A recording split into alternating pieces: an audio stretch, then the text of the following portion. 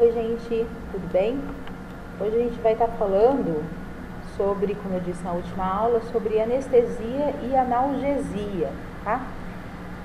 A parte da anestesia, da analgesia, assim como todos os procedimentos, é uma das mais importantes e as mais temidas dentro do centro cirúrgico. Então, todo mundo vai fazer uma cirurgia, eu tenho medo da anestesia, né? Dificilmente você escuta alguém falar que tem medo da cirurgia. Tem medo da anestesia, mas tem medo da cirurgia. E hoje o que a gente sabe sobre a anestesia é que ela é muito segura, né? E sendo observado todos os preceitos, verificando os exames do paciente, verificando a aparelhagem, se tudo está da forma correta, da forma adequada, o risco da anestesia ele é baixo, tá? Desde que ela seja feita por pessoa habilitada e de forma segura. A anestesia ela evoluiu muito, né? A anestesia ela data de 1873, então ela é relativamente nova, a gente tem 100 e poucos anos só de anestesia. Antigamente, como que era feito? Antes disso, como que era feito os procedimentos cirúrgicos? Era feito na base de duas pessoas grandes, né? Normalmente 2 homens bem fortes, bem musculosos, segurar o paciente e o médico operar, né? Então, assim, não tinha nenhuma anestesia, não tinha nenhuma analgesia, no máximo usava-se um formol, alguma coisa para a pessoa ficar meia grogue, mas era feito a sangue frio, né? Então cortava-se, amputava-se uma perna a sangue frio. E aí a pessoa, além de morrer pela infecção, que eram as condições de asepsia eram muito precárias, não existiam praticamente, a pessoa também morria por choque neurogênico, né? Morria de dor, né? Então a dor, tanto que a dor hoje ela é o 5º sinal vital, né? Hoje a gente faz avaliação também, além de verificar pulso, pressão, temperatura, frequência respiratória, a gente verifica o índice de dor do paciente, né? A dor ela é tratada como 5º sinal vital e ela pode trazer complicações. Então por isso que a anestesia, a analgesia, ela é tão importante durante todo o procedimento cirúrgico, tá? E no pós-operatório também, porque o paciente ele não pode ter dor no pós-operatório. Ele tem que ter uma dor que seja suportável, né? Não pode ser aquela dor, eu falo assim, aquela dor que dá vontade de sair correndo, gritando, berrando. Não. É aquela coisa que dói, você sabe que dói, mas dá para aguentar. De repente você muda um pouquinho de posição, ela ameniza, você volta para um outro lado, entendeu? Isso é uma dor suportável. Agora, aquela dor que dá vontade de você sair correndo, que nada passa, que nada melhora, isso a gente não pode aceitar que o paciente tenha. Mas vamos lá, hoje a aula é um pouquinho longa, então vamos começar a falar. O que é a anestesia, né? Então, a anestesia, o conceito de anestesia, é que a anestesia é uma palavra de origem grega que quer dizer ausência de sensações. Este estado de ausência de dor e outras sensações para a realização tanto de cirurgias quanto de procedimentos terapêuticos e diagnósticos podem ser alcançados de várias maneiras, conforme o tipo de cirurgia ou procedimento. Então, dependendo da cirurgia ou do procedimento que o paciente for fazer, a indicação é de um tipo de anestesia, certo? Anestesia e analgesia são diferentes? Sim, são diferentes. Os anestésicos usados são os mesmos, mas se diz analgesia quando a quantidade de substância injetada é menor. Nesse caso, a prática se torna mais superficial, apenas para inibir a dor. Já a anestesia, propriamente dita, utiliza um volume de anestésicos maior, pois o que pretende é, além de inibir a dor, impedir sensações musculares para que o médico possa, com toda tranquilidade, executar o procedimento cirúrgico. Então, a anestesia é uma medicação, ela é mais forte, né? É uma quantidade maior que é para o paciente dormir mesmo, perder sensibilidade, perder tudo. A analgesia, o paciente normalmente fica acordado, pode ficar um pouco grogue, mas ele fica acordado, mas inibe a dor, né? Dá um conforto para o paciente, certo? As drogas são as mesmas, mas a quantidade injetada é que diferencia. Definições para a gente poder falar de anestesia, a gente precisa saber um pouquinho de consciência, inconsciência, definir isso daí, né?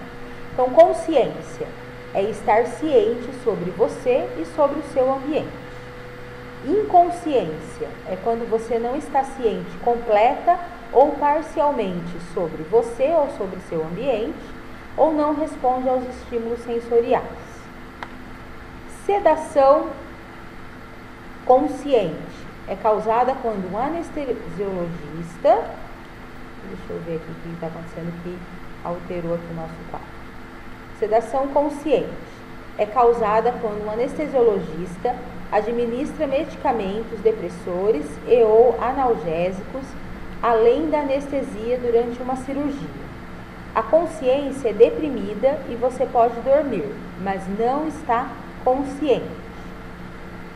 Sono é um estado de consciência reduzida, metabolismo deprimido e pouca atividade dos músculos esqueléticos. Estímulos fortes como um ruído alto, luz forte ou uma sacudida podem acordar a pessoa. Então, o sono é o que a gente tem normalmente, né? Você fica sem, a consciência reduz, mas qualquer barulho, qualquer coisa te desperta. Sedação, o anestesista ele vai dar uma medicação depressora ou um analgésico muito forte, além da anestesia, e a sua consciência é deprimida, entendeu? Você dorme, mas assim, depois você não vai lembrar de nada, você não tem consciência de nada do que aconteceu. E aí, quanto tempo dura a anestesia? O tempo de duração de uma anestesia deverá ser proporcional ao tempo projetado para a intervenção cirúrgica. O anestesiologista poderá manter a anestesia por quanto tempo for necessário através de administração do anestésico sem interrupção. Então, antes de começar uma cirurgia, o anestesista pergunta para o cirurgião: quanto tempo você acha que vai levar o procedimento? O cirurgião fala 1 hora e meia.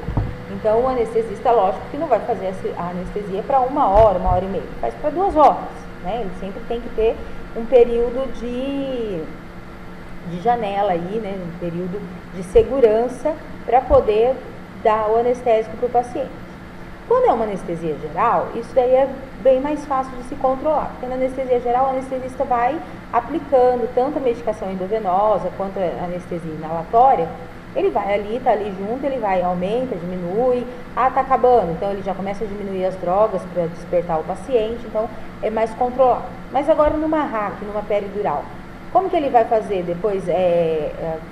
A previsão era de 1 hora e o procedimento agora está durando 3 horas, né? Aconteceu uma intercorrência e vai durar 3 horas. A anestesia ele fez para em torno de umas 2 horas, que é o tempo mais ou menos que ele faz. Vai passar anestesia. Ele não pode pegar o paciente, que o paciente está lá com a perna aberta, com o abdômen aberto, sentar o paciente para fazer outra anestesia. Aí ele vai ter que fazer, passou a anestesia RAC, ele vai ter que fazer uma anestesia geral para complementar, para dar tempo de terminar esse ato cirúrgico, tá? Todo mundo já deve ter ouvido falar de avaliação pré-anestésica, né? O que é essa avaliação pré-anestésica? O paciente fez a avaliação pré-anestésica, você já passou na avaliação pré-anestésica? Então, a avaliação é a avaliação e o preparo pré-operatório dependerão da gravidade do paciente e do grau de urgência ou emergência cirúrgica que possui. Sempre em que situação permitir, deverá ser realizada a anamnese e exame físico. Então, assim, num caso de urgência e emergência, não existe avaliação pré-anestésica. A avaliação pré-anestésica é feita na hora que o paciente chega na sala de cirurgia. O anestesista daí vai fazer perguntas para o paciente de alergia, de medicações que faz uso, de doenças pré-existentes, pedir algum exame que ele julgue necessário ali na hora, mas é uma situação de urgência e emergente. Não precisa se fazer, independente do que o paciente tenha, porque senão o paciente vai morrer. Agora, numa cirurgia eletiva, né, que a gente viu lá na outra aula, numa cirurgia eletiva, o médico pode pedir exames, uma quantidade maior de exame, pedir avaliação de outros médicos, de repente de um cardiologista, do neurologista, se o anestesista julgar necessário, para poder estar fazendo a indicação da anestesia, tá?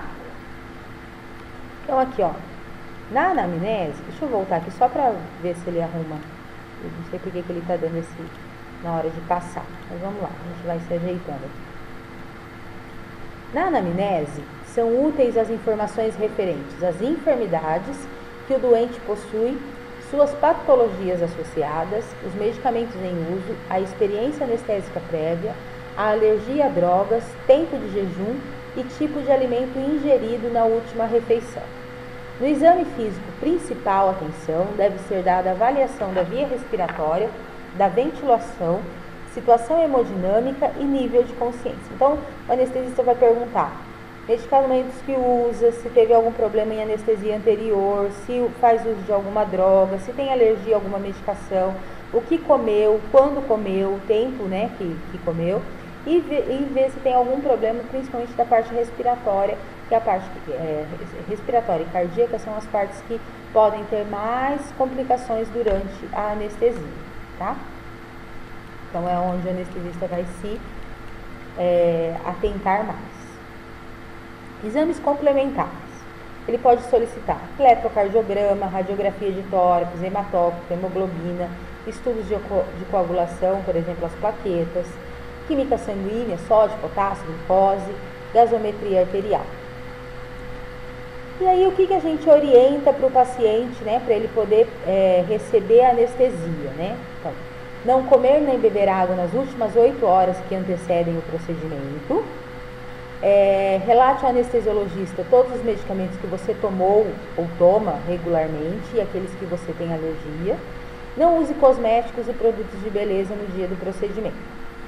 Aqui, por que a gente faz a orientação de não comer e nem beber nas últimas 8 horas? Porque vai dar problema na anestesia, não vai pegar anestesia? Não, não é isso. O problema maior é o quê? O paciente vomitar e broncoaspirar. Então, o paciente precisa estar em jejum, porque caso as medicações anestésicas, né, podem induzir o vômito.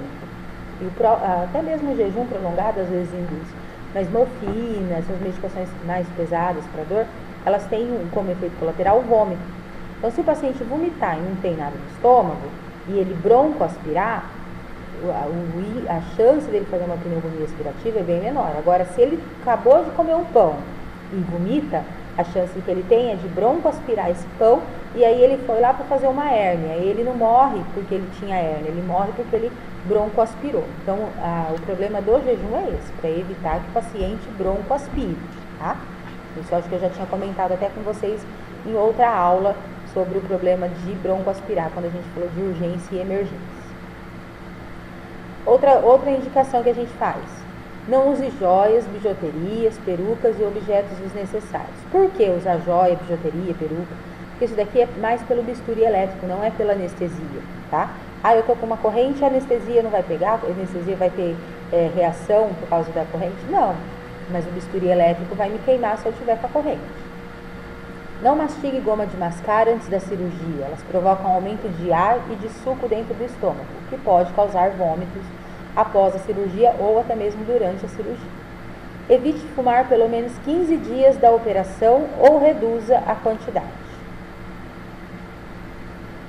Medicação pré-anestésica. O que é essa medicação pré-anestésica, né? O que é dada para o paciente antes da anestesia, tá? Então, a medicação pré-anestésica consiste na administração de uma série de medicamentos antes da anestesia, com a finalidade de tornar o ato cirúrgico mais agradável para o paciente, pela indução de sedação física e psíquica e de assegurar condições mais favoráveis para o trabalho do anestesiologista. Então, o médico prescreve, o anestesista prescreve alguma medicação que é para o paciente ficar mais relaxado, mais tranquilo, né? Porque aquele paciente agitado, nervoso, morrendo de medo, piora a hora de estar administrando a anestesia.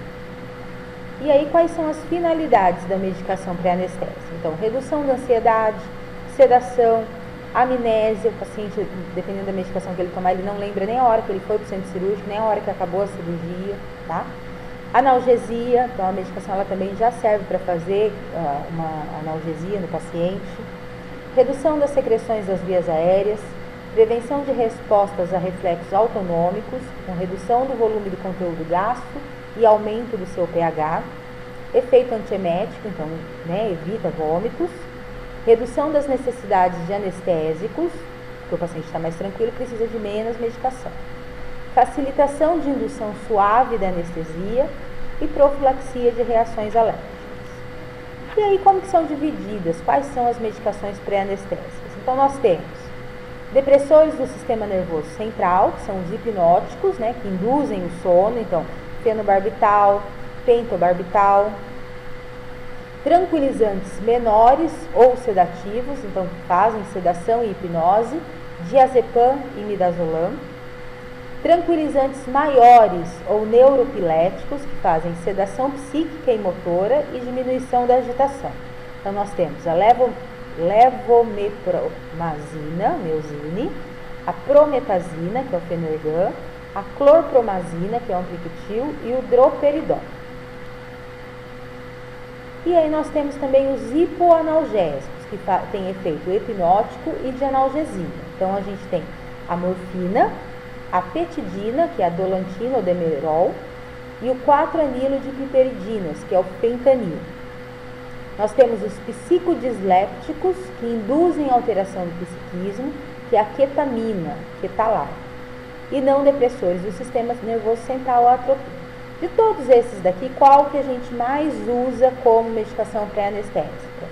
É o midazolam, tá? Midazolam, dormonide, é o que é mais utilizado para medicação pré-anestésica.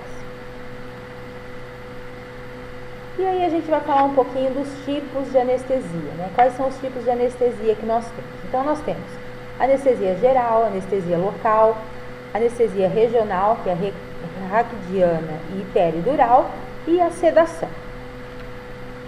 Anestesia geral. Anestesia geral é um termo utilizado para designar uma técnica anestésica que promove inconsciência, hipnose total, abolição da dor, né, analgesia, anestesia, e relaxamento do paciente, possibilitando a realização de qualquer intervenção cirúrgica conhecida. Então, nós temos a anestesia geral, ela faz o paciente dormir completamente. Então, o paciente perde controle, o paciente dorme profundo, não sente dor, tá? E quais são os elementos da anestesia? Então, nós temos a hipnose, que é a inconsciência, analgesia, abolição da dor, relaxamento muscular e bloqueio da resposta neurohumoral ao estresse. Então, sem percepção ambiental, o paciente não reage, não sabe nada que está acontecendo. E aí a anestesia, ela tem estágios, tá?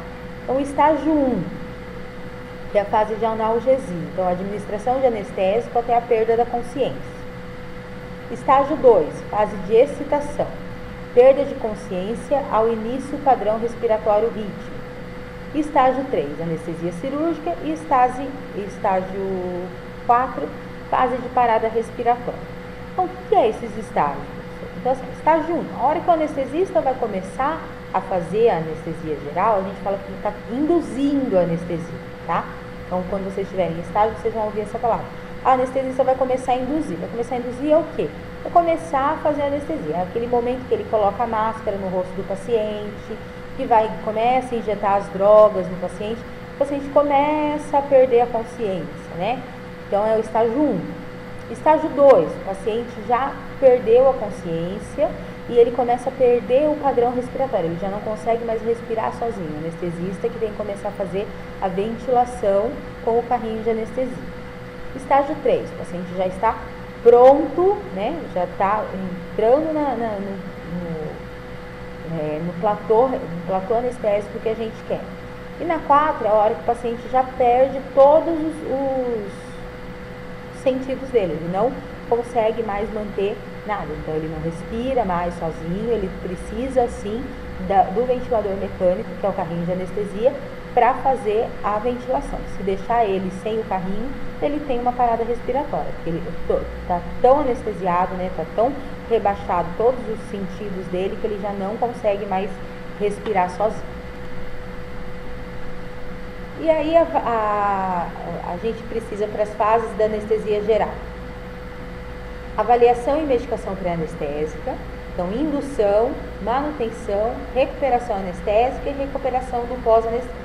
Então é feito, o paciente vai fazer anestesia geral, ele toma a medicação pré-anestésica, a hora que chega na sala cirúrgica faz a indução, faz a manutenção, que é para poder fazer a cirurgia propriamente dita, acabou.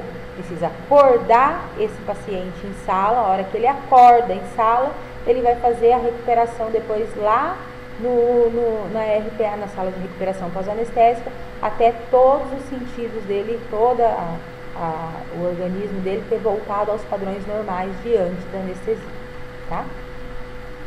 Então aqui, ó, a gente vai falar aqui a indução. Como que é feita a indução? Aplicada essas medicações: sulfentanil, tiopental, ketamina, succinylcolina e óxido nitroso. Não necessariamente todas, tá? O médico escolhe quais medicações vai estar aplicando, e existem algumas outras já fora essas. E aí, para manter a anestesia, são utilizados bloqueadores neuromusculares periféricos e anestésicos inalatórios. Então, são utilizados na manutenção do estado anestésico após a administração de um agente anestésico intravenoso.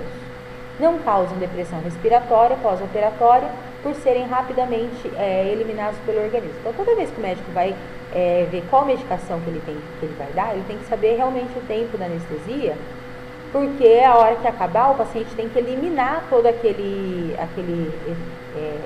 resíduo do anestésico, porque senão, primeiro, o paciente fica ali 5, 6 horas depois que acabou a anestesia e não acorda, né? Então, ele tem que ser dosado para realmente acabar e ter um tempo de 1 hora, 2 horas para esse anestésico ser eliminado e o paciente poder voltar para o quarto, né? Porque a gente não pode mandar o paciente para o quarto sob efeito de anestésico, porque ele pode fazer uma depressão respiratória e ter uma parada respiratória. Ele morre não por causa da cirurgia, por nada.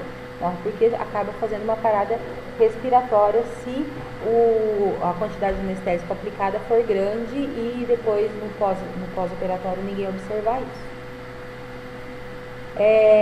Então, os bloqueadores diminuem a resistência vascular cerebral, levando ao aumento da perfusão cerebral, causam broncodilatação e causam aumento do volume minuto respiratório. Quais são os tipos, né, de bloqueadores que a gente tem? O gasoso, que é o óxido nitroso, e os voláteis: alotano, enflurano, isoflurano, desflurano e ceflurano. Aqui ele fala pra gente que o alotano é o mais usado.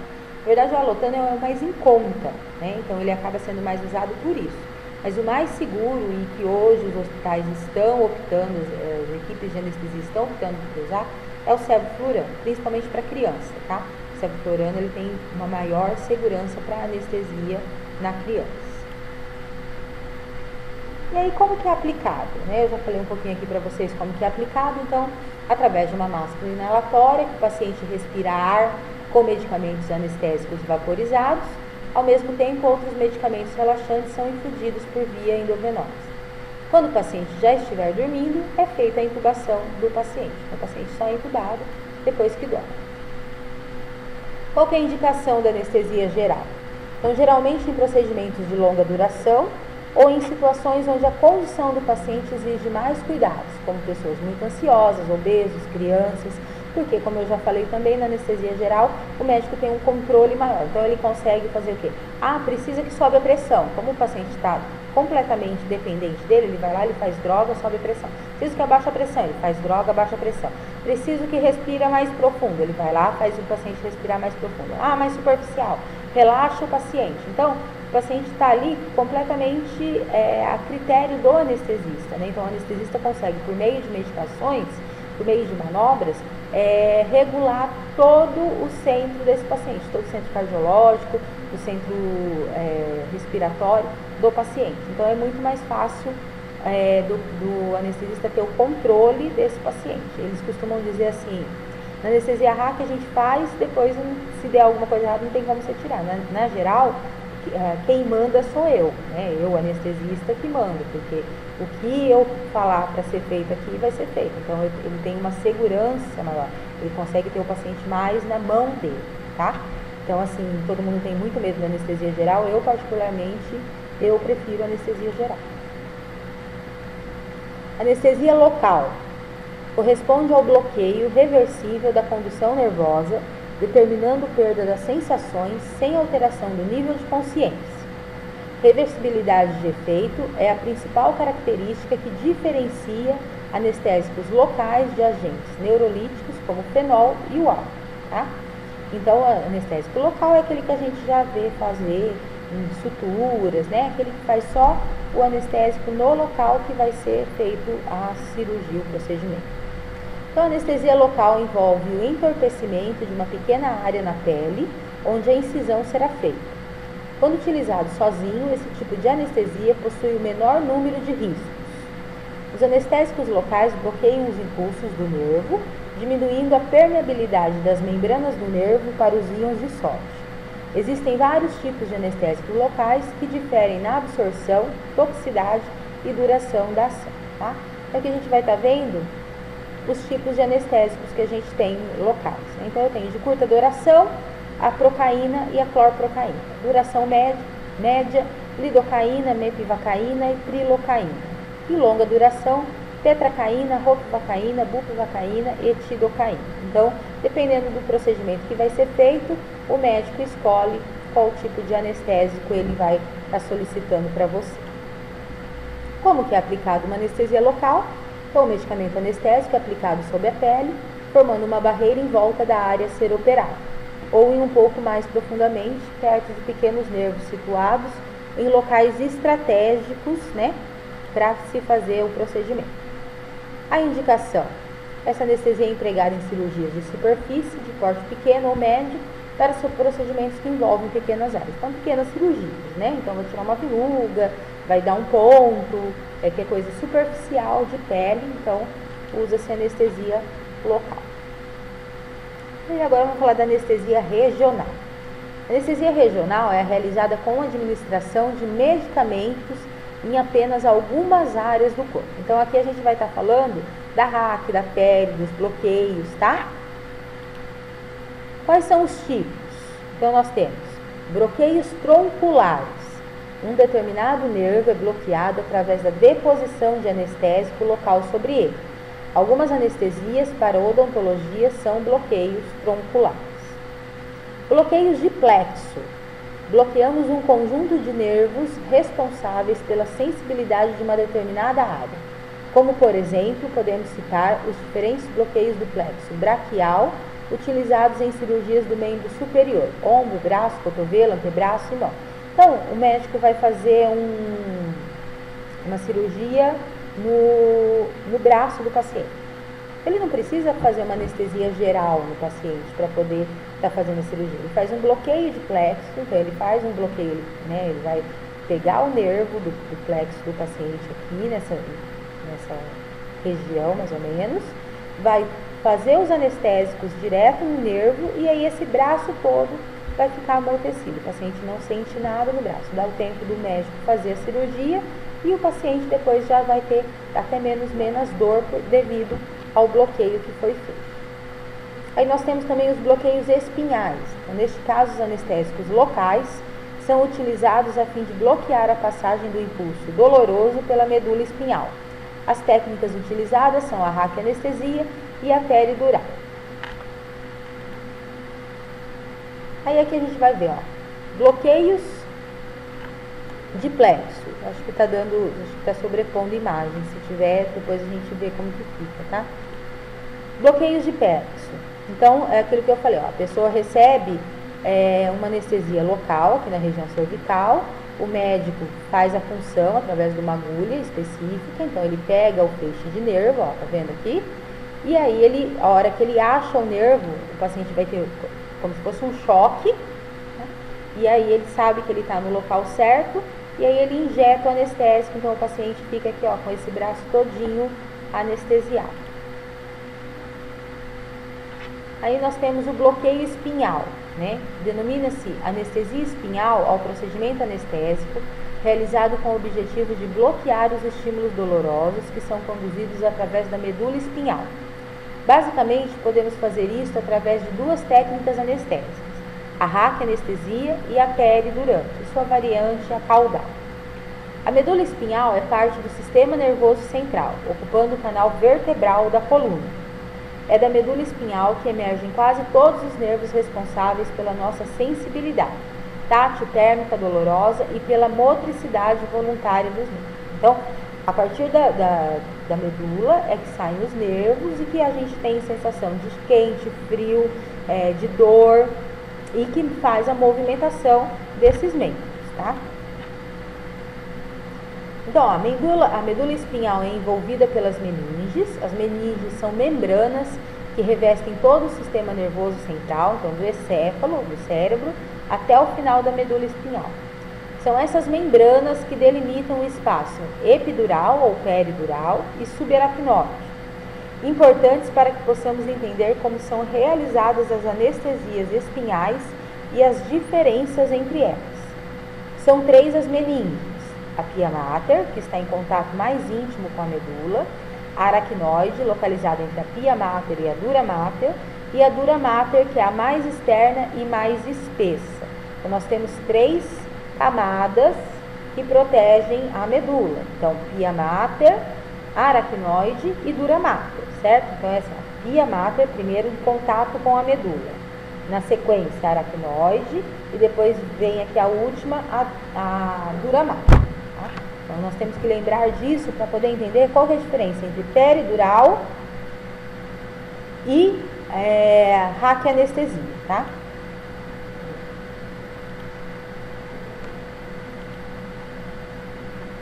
Aqui, ó, a peridural. Deixa eu ver se sai isso daqui.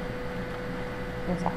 Então, a peridural. A anestesia peridural é, na verdade, a injeção do anestésico no espaço epidural. Então, são indicadas para cirurgias abdominais, parto vaginal, cesárea, cirurgias ginecológicas, urológicas, plásticas de abdômen e outras extremidades inferiores. Também pode ser indicadas em associação com anestesia geral para a realização de cirurgias torácicas. Então, aqui, ó, a gente está vendo esse desenhozinho.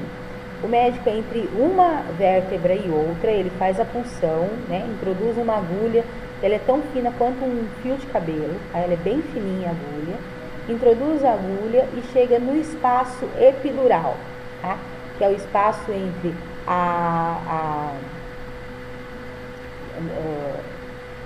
entre a pia mater e a aracnoide. Ele chega nesse espaço, ele sente esse espaço e ali ele injeta o anestésico, tá bom? Nesse espaço peridural. Qual que é a diferença entre a peridural e a raquianestesia? Na peridural, pelo espaço que o médico injetou o anestésico, o paciente não tem bloqueio motor.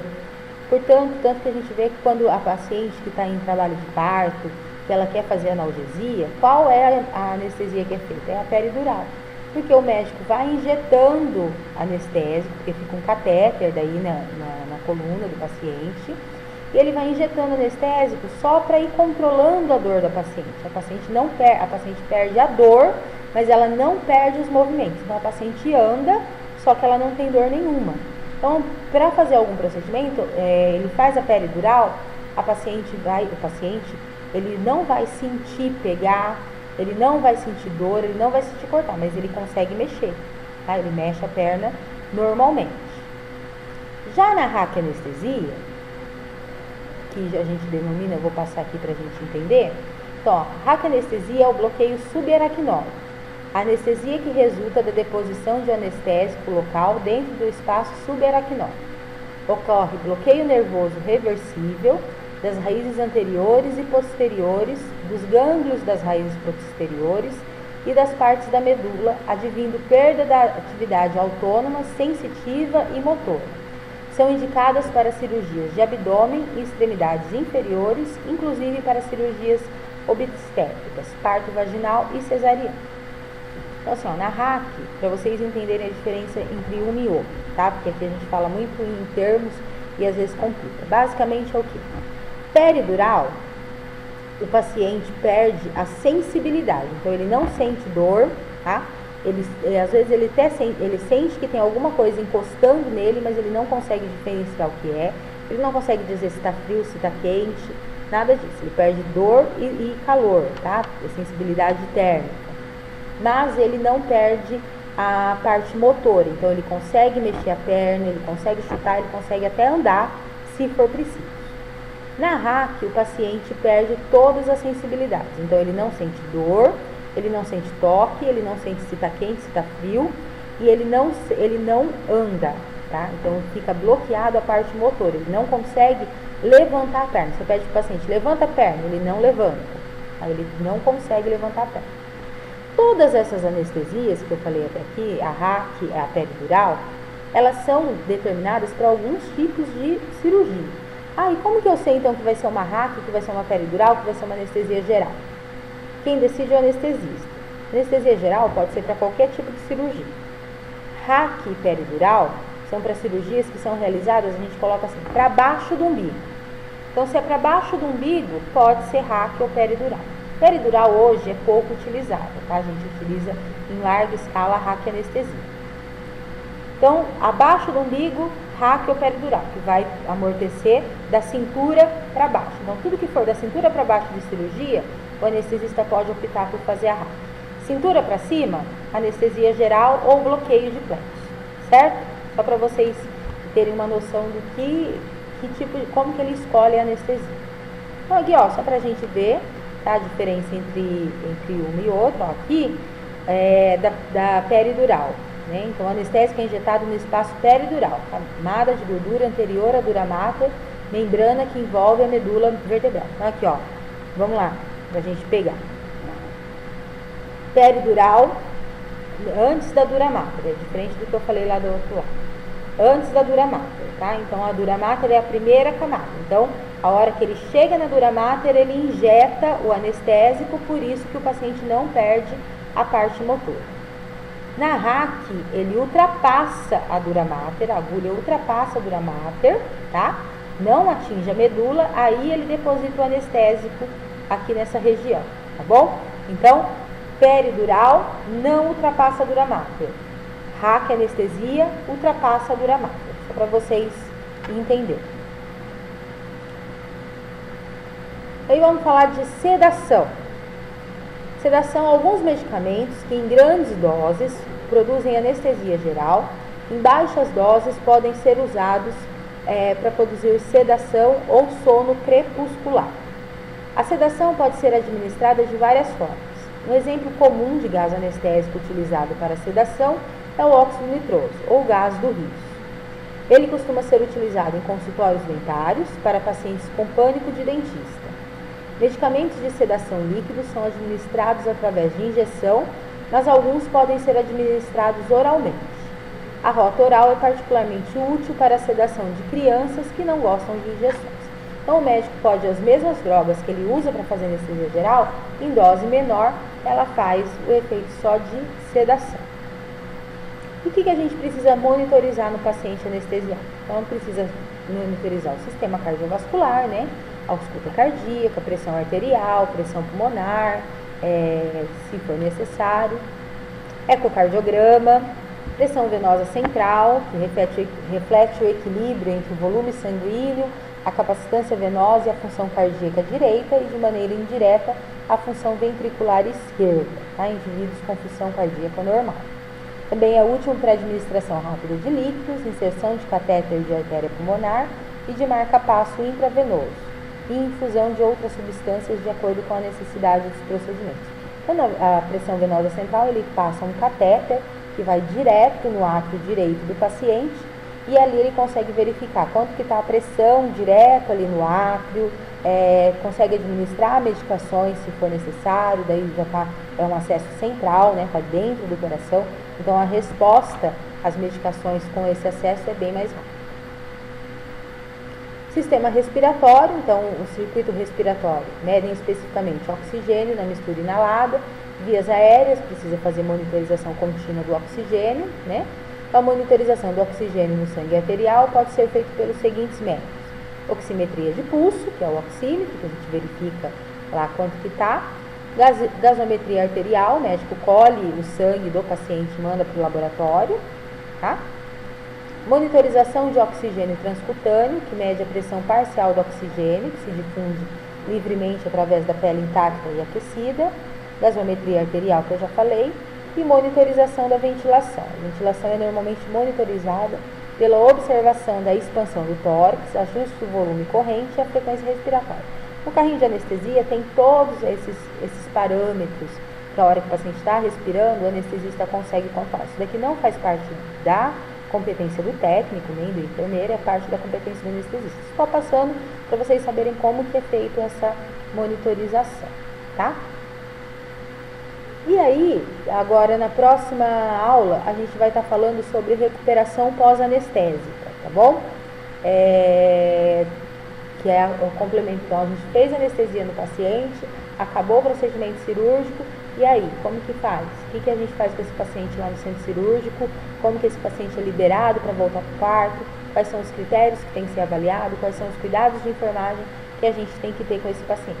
Lembrando que a hora que o paciente está sob anestesia, né, o paciente é responsabilidade nossa também. Então, o paciente ele está com o membro anestesiado, ele está totalmente anestesiado, nós somos os olhos e os ouvidos dele. Então, nós temos que cuidar do paciente para não ficar nenhuma perna numa posição errada e esse paciente ter algum problema, um braço, esse paciente cair da mesa, né? A gente precisa tomar todos os cuidados porque o paciente não responde mais por ele, né? Então, nós temos que fazer os procedimentos para que a segurança dele seja mantida. Tá bom, gente? Então, até a próxima semana. Boa aula e estudem, tá bom? Tchau!